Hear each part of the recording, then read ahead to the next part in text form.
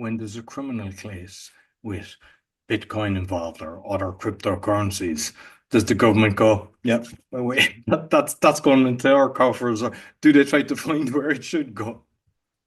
Well, you know what's so funny is in the past, like for the last, well, since cryptocurrency started being investigated, and I can only speak for the federal government, not for state, but in the United States, for the federal government, we treated it like any other asset. And if we seized it and it belonged to a victim, we would return it to the victim.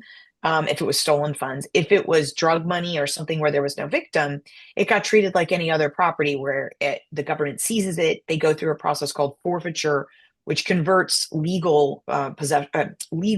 legal ownership of the property into the government.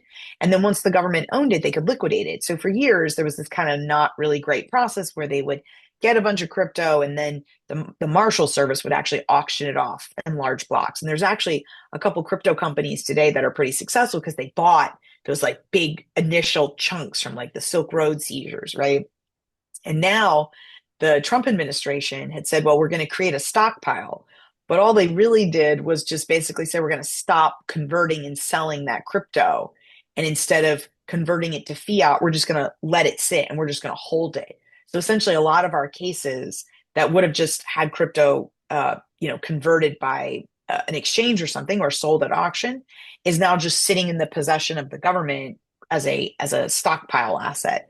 But it didn't really change that much. They didn't buy new. They just basically stopped selling what was in the hopper to get sold. So, and there's good arguments for that. There's arguments against it.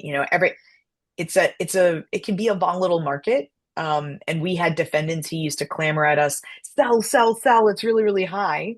We'd sell it. And then a month later, it would go higher. And they'd be like, why did you sell it? And we're like, because you literally screamed at us to sell it for months.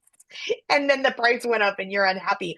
But if the price had gone down, you'd have been screaming at us for not selling it. Like it was just lose lose. So it's one of those things that with a volatile asset, basically whatever decision you make, everyone's vision will be hindsight. Everyone's hindsight will be 2020, and you will never make the right decision. That's just basically the rules.